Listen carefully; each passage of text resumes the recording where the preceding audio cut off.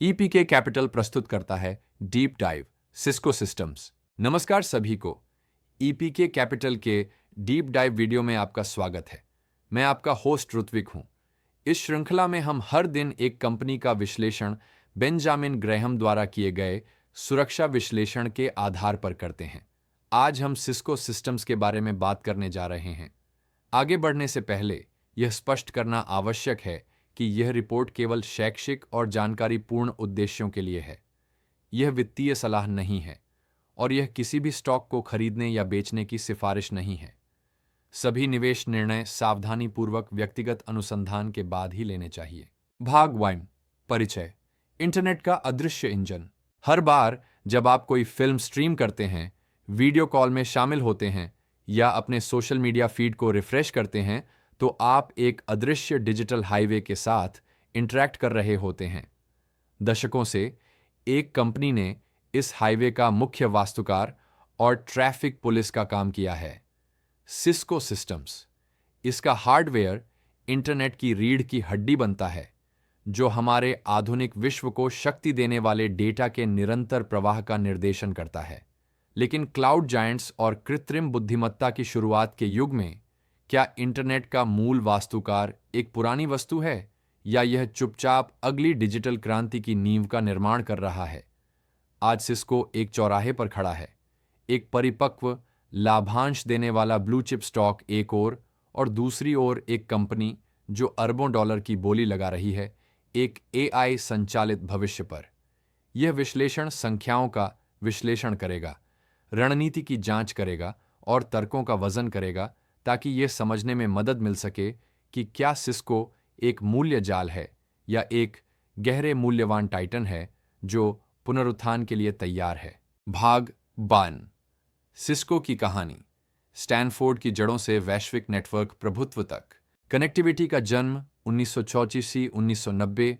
Cisco की कहानी किसी कॉरपोरेट बोर्डरूम में नहीं, बल्कि स्टैनफोर्ड विश्वविद्यालय के कैंपस पर शुरू हुई 1980 के दशक की शुरुआत में।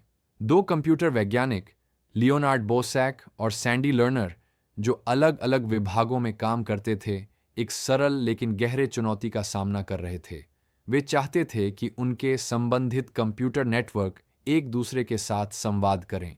इस समस्या का उनका समाधान था एक क्रांतिकारी उपकरण कॉल्ड मल्टी प्रोटोकॉल राउटर, एक हार्डवेयर का टुकड़ा जो विभिन्न नेटवर्कों को सहजता से जोड़ सकता था और उन्हें डेटा का आदान प्रदान करने की अनुमति देता था। इस आविष्कार ने वह चिंगारी जलाई जिसने इंटरनेट क्रांति को जन्म दिया। अपने घर से काम करते हुए इस जोड़े ने 1984 में सिस्को सिस्टम्स की स्थापना की। नाम खुद इसकी जड़ों की ओर इशारा करता है, जो सैन फ्रांसिस्को का संक्षिप्त रूप है, और इसका मूल लोगो गोल्डन गेट ब्रिज का एक अमूर्त प्रतिनिधित्व था, जो नेटवर्कों को जोड़ने और लोगों को कनेक्ट करने के कंपनी के मुख्य मिशन का प्रतीक था। यह यात्रा बिना चुनौतियों के नहीं थी। अपने प्रारंभिक वर्षों में नेटवर्किंग उद्योग नवोदित था और कंपनी को महत्वपूर्ण वित्तीय बाधाओं का सामना करना पड़ा। इससे उन्होंने 1987 में अपनी विस्तार योजना के लिए प्रसिद्ध फर्म सिक्वोया कैपिटल से वेंचर कैपिटल की तलाश की। कंपनी ने अपना पहला उत्पाद 1986 में बेचा और 1990 में अपने प्रारंभिक सार्वजनिक प्रस्ताव आईपीओ के साथ सार्वजनिक हुई, जिसकी कीमत प्रति शेयर $18 थी, जो इसकी महत्वाकांक्षी भविष्य का संकेत था। इंटरनेट की रीढ़ का निर्माण 1990 के दशक, 2000 के दशक। 1990 के दशक में सिस्को की वृद्धि अभूतपूर्व थी। जैसे ही दुनिया ऑनलाइन हुई, सिस्को के राउटर और स्विच डिजिटल गोल्ड रश के आवश्यक चुनाव और खनन उपकरण बन गए, जिससे यह तेजी से बढ़ती डिजिटल अर्थव्यवस्था में एक अनिवार्य खिलाड़ी बन गया। इस युग ने कंपनी के डीएनए का एक मुख्य घटक भी स्थापित किया, अधिग्रहण और विकास (A&D) की रणनीति। केवल आंतरिक अनुसंधान पर निर्भर रहने के बजाय सिस्को ने ऐतिहासिक रूप से नवाचार कंपनियों को अधिग्रहित करके बढ़त बनाई है। जब से इसकी स्थापना हुई है, उसने 200 से अधिक कंपनियों का अधिग्रहण किया है। महत्वपूर्ण प्रारंभिक अधिग्रहण जैसे क्रेसेंडो कम्युनिकेशंस और कल्पना ने सिस्को को नेटवर्क स्विचिंग क्षेत्र में प्रभुत्व स्थापित करने और अपने प्रमुख कैटलिस्ट स्विच पोर्टफोलियो का विकास करने की अनुमति दी, जो आधुनिक उद्यम नेटवर्क के लिए एक आधारशिला बन गया। इस रणनीति ने कंपनी को तेजी से अनुकूलित करने और अपने उत्पादों की पेशकश का विस्तार करने की अनुमति दी। हालांकि कंपनी का आकाशीय उदय .com बबल के दौरान दुनिया की सबसे मूल्यवान कंपनियों में से एक बन गया, केवल यह देखने के लिए कि बबल फटने पर इसकी स्टॉक कीमत गिर गई। यह घटना दीर्घकालिक प्रदर्शन के लिए महत्वपूर्ण संदर्भ प्रदान करती है और बाजार मूल्यांकन पर एक ऐतिहासिक पाठ के रूप में कार्य करती है। रॉबिन्स युग, एक रणनीतिक मोड़। 2015 वर्तमान। 2015 में चक रॉबिन्स ने सीईओ का पद संभाला, एक परिपक्व, प्रभुत्वशाली लेकिन धीमे बढ़ने वाली तकनीकी दिग्गज का उत्तराधिकारी बनते हुए। उनका मिशन था विकास को पुनः शुरू करना और कंपनी को क्लाउड कंप्यूटिंग और सॉफ्टवेयर आधारित सेवाओं के आधुनिक युग के लिए रूपांतरित करना। इसने एक जानबूझकर और रणनीतिक बदलाव की शुरुआत की, जो चक्रीय हार्डवेयर बिक्री पर निर्भर व्यवसाय मॉडल से अधिक अनुमानित, उच्च मार्जिन, आवर्ती राजस्व धाराओं जैसे सॉफ्टवेयर, सदस्यता और सेवाओं पर आधारित मॉडल की ओर था। यह परिवर्तन कई वर्षों की मेहनत का परिणाम है, जिसमें साइबर सुरक्षा, वेबएक्स जैसी सहयोग उपकरणों और क्लाउड आधारित नेटवर्किंग जैसे उच्च विकास क्षेत्रों पर ध्यान केंद्रित किया गया है। इस रणनीति का मुख्य आधार 2023 में स्प्लंक का विशाल $28 अरब का अधिग्रहण था, जो कि सिस्को का अब तक का सबसे बड़ा सौदा है। इस कदम का उद्देश्य सुरक्षा और निगरानी के लिए एक व्यापक एआई सक्षम प्लेटफॉर्म बनाना था, जिससे सिस्को को जटिल डिजिटल अवसंरचनाओं की निगरानी और सुरक्षा में एक महत्वपूर्ण खिलाड़ी के रूप में स्थापित किया जा सके। इस एंड मॉडल पर निरंतर निर्भरता यह दर्शाती है कि नए बाजारों में प्रवेश के लिए अधिग्रहण करना सिस्को की पहचान का एक केंद्रीय हिस्सा बना हुआ है, एक रणनीति जिसमें महत्वपूर्ण संभावनाएं और अंतर्निहित जोखिम दोनों शामिल हैं। यह दृष्टिकोण, जिसने अतीत में तेज बाजार प्रवेश की अनुमति दी, उसकी आलोचना भी की गई है कि यह संभवतः स्वाभाविक नवाचार को दबा सकता है, जिससे यह अधिग्रहित भागों का संग्रह बनकर रह जाता है, बजाय एक सहज रूप से एकीकृत पूरे के। एक कमजोरी जिसे चुस्त प्रतिस्पर्धी अपने लाभ के लिए प्रयोग करना चाहते हैं। भाग 3, माइक्रोस्कोप के नीचे एक दशक, वित्तीय स्वास्थ्य और प्रदर्शन। सिस्को के वित्तीय विवरणों में पिछले दशक का गहरा विश्लेषण एक ऐसी कंपनी को दर्शाता है जिसका एक विशिष्ट और स्पष्ट प्रोफाइल है। यह एक परिपक्व बाजार नेता की चुनौतियों को दर्शाता है, साथ ही इसकी मजबूत वित्तीय स्थिति और शेयरधारकों के प्रति प्रतिबद्धता को भी उजागर करता है। आय और लाभ वृद्धि का ट्रैक रिकॉर्ड पिछले 10 वित्तीय वर्षों में सिस्को के शीर्ष लाइन प्रदर्शन का विश्लेषण एक परिपक्व कंपनी की स्पष्ट तस्वीर प्रस्तुत करता है। नीचे दी गई सारांश तालिका में दिखाया गया है कि आय में वृद्धि इस अवधि के अधिकांश भाग में स्थिर रही है, अक्सर कम एकल अंकों में उतार चढ़ाव के साथ। यह इसकी मुख्य नेटवर्किंग बाजारों के संतृप्ति और इसके सामने मौजूद तीव्र प्रतिस्पर्धा को दर्शाता है। जबकि कुछ समय में मामूली तेजी देखी गई है, कुल मिलाकर प्रवृत्ति परिपक्व टेक जाइंट कथा की पुष्टि करती है। शुद्ध आय और प्रतिशेयर आय ईपीएस सामान्यतः अधिक स्थिर रही है। 2018 वित्तीय वर्ष में एक उल्लेखनीय अपवाद के साथ। उस वर्ष आय में तीव्र गिरावट मुख्य रूप से 2017 के अमेरिकी कर कटौती और रोजगार अधिनियम से संबंधित एक अस्थायी कर व्यय के कारण थी, न कि व्यवसाय में मूलभूत पतन। इस घटना को छोड़कर कंपनी की लाभ बनाने की क्षमता उल्लेखनीय रूप से स्थिर रही है, जो इसकी परिचालन अनुशासन का प्रमाण है। लाभप्रदता और मार्जिन विश्लेषण। सर्वोच्च लाइन विकास की चुनौती के बावजूद सिस्को ने लगातार प्रभावशाली लाभप्रदता बनाए रखी है। इसकी परिचालन और शुद्ध लाभ मार्जिन मजबूत बने हुए हैं, जो अक्सर 20% से अधिक रहते हैं। यह इसकी मुख्य बाजारों में महत्वपूर्ण मूल्य निर्धारण शक्ति, मजबूत ब्रांड प्रतिष्ठा और कुशल लागत प्रबंधन का संकेत है।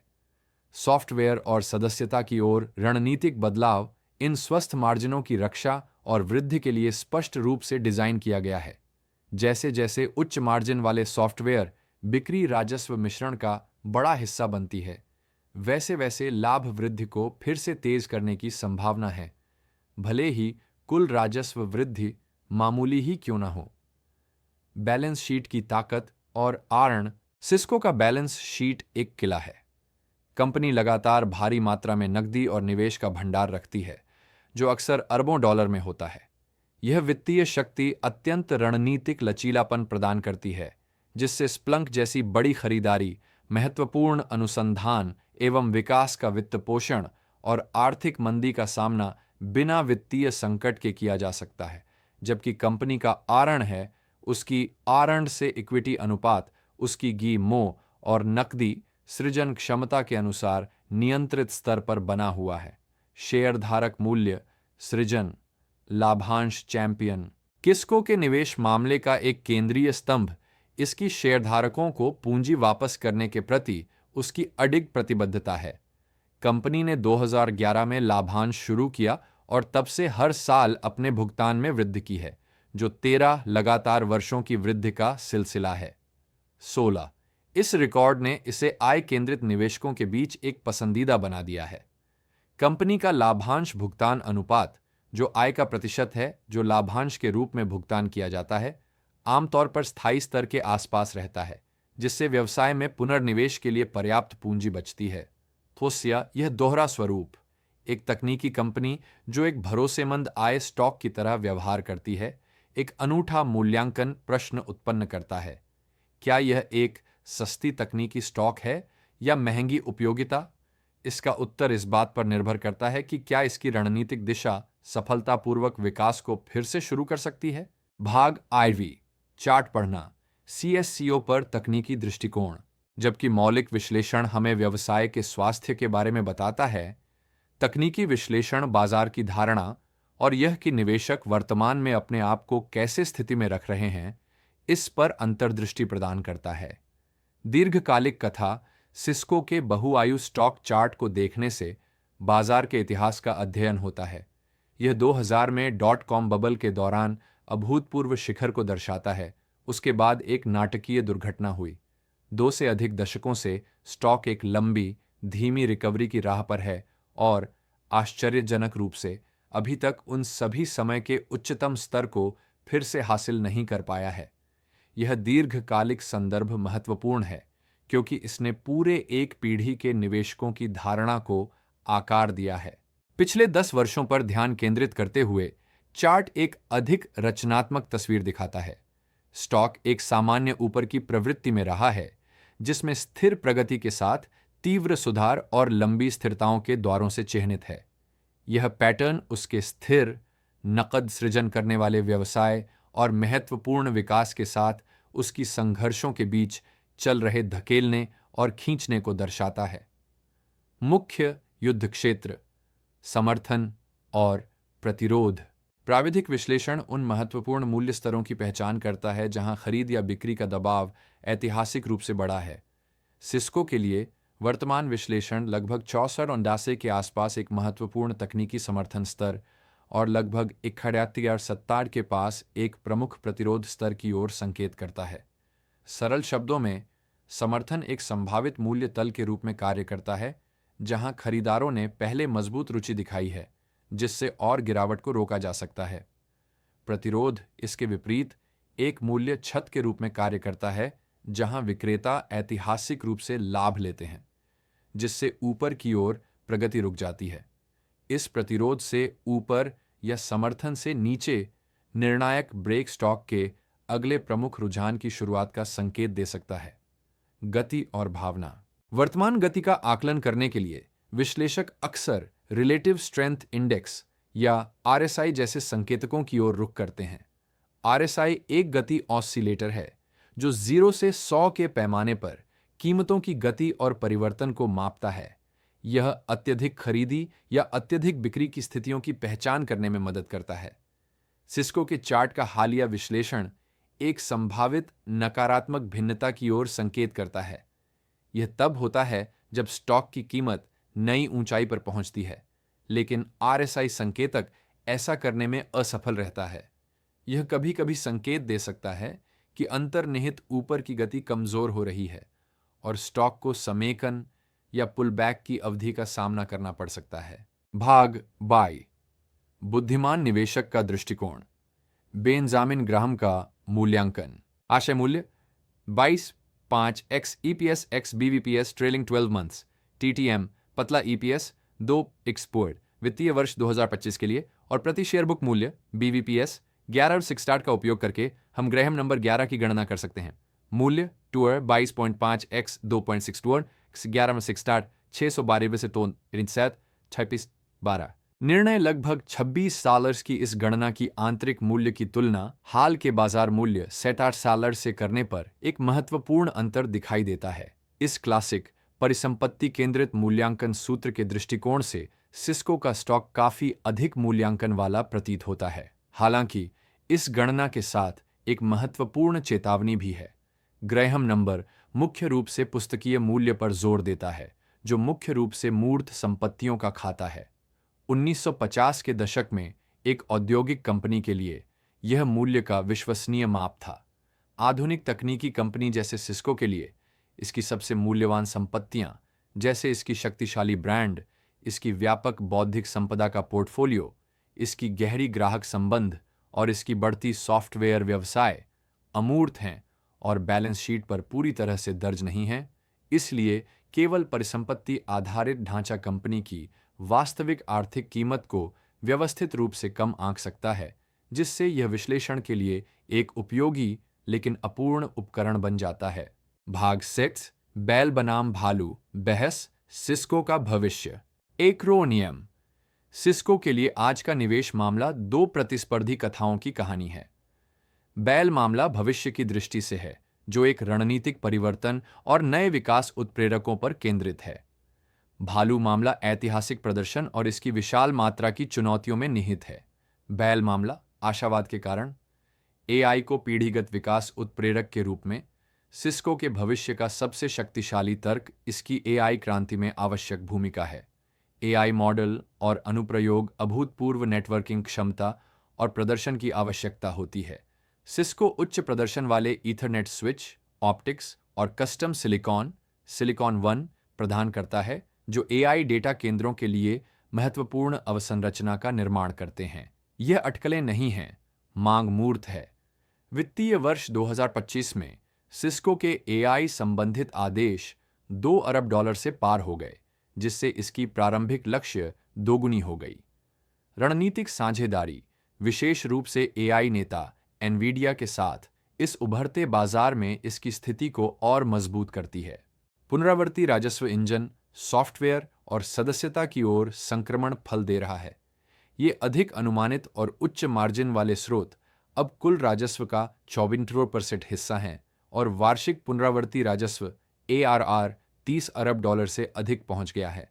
यह मूल रूप से सिस्को के व्यवसाय की गुणवत्ता को बदल रहा है, इसे हार्डवेयर उन्नयन के उछाल और मंदी के चक्रों से कम प्रभावित बनाते हुए नकदी प्रवाह का स्थिर आधार प्रदान कर रहा है। स्प्लंक समेकन।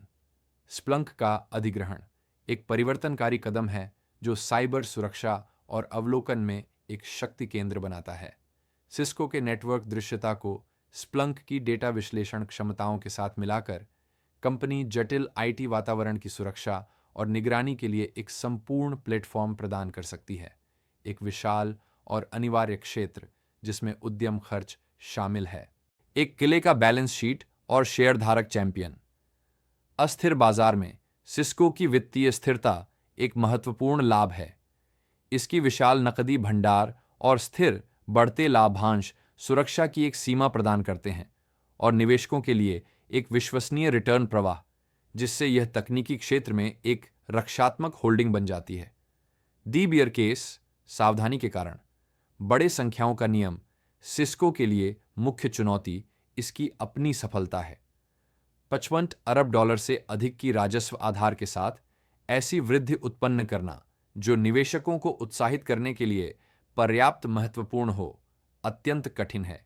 दीर्घकालिक राजस्व प्रदर्शन को पेनकेक से भी सपाट कहा गया है और इस जड़ता को तोड़ने के लिए विशाल प्रयास और नई पहलों में सफलता आवश्यक है।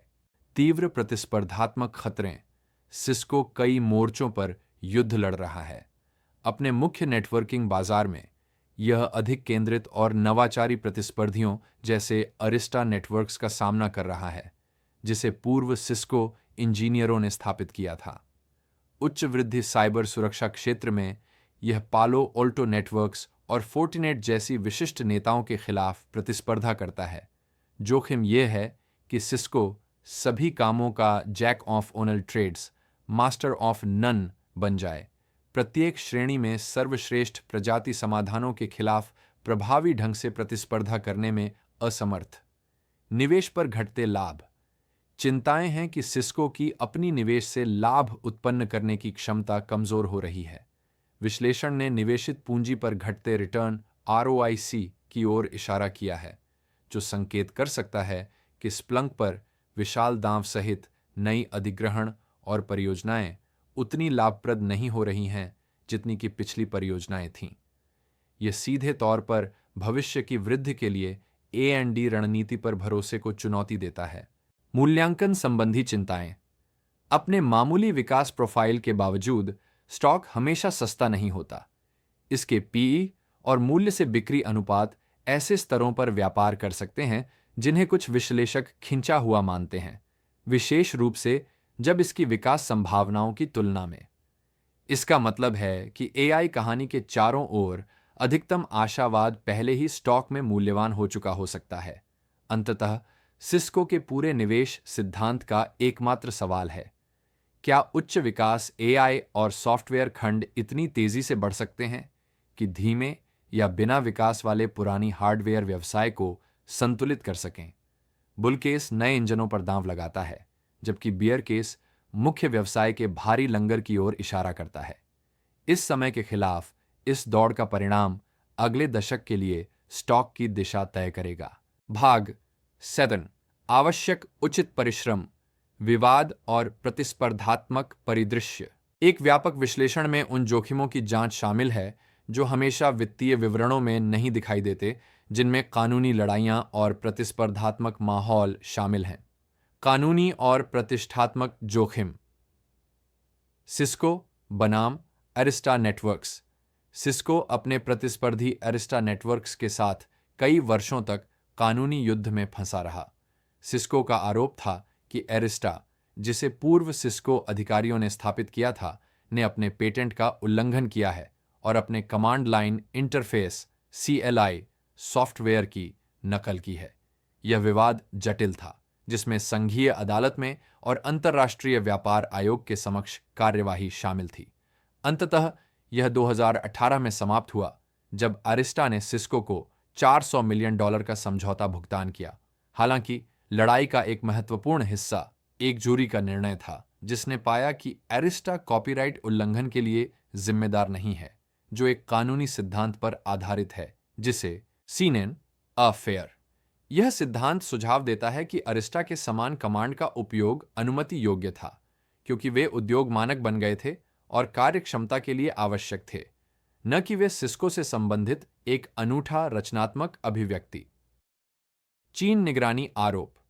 एक अधिक गंभीर और चल रही विवाद में आरोप हैं कि सिस्को ने जानबूझकर चीनी सरकार की मदद की है उसकी जटिल इंटरनेट सेंसरशिप और निगरानी प्रणाली, जिसे ग्रेट फायरवॉल के नाम से जाना जाता है, बनाने में।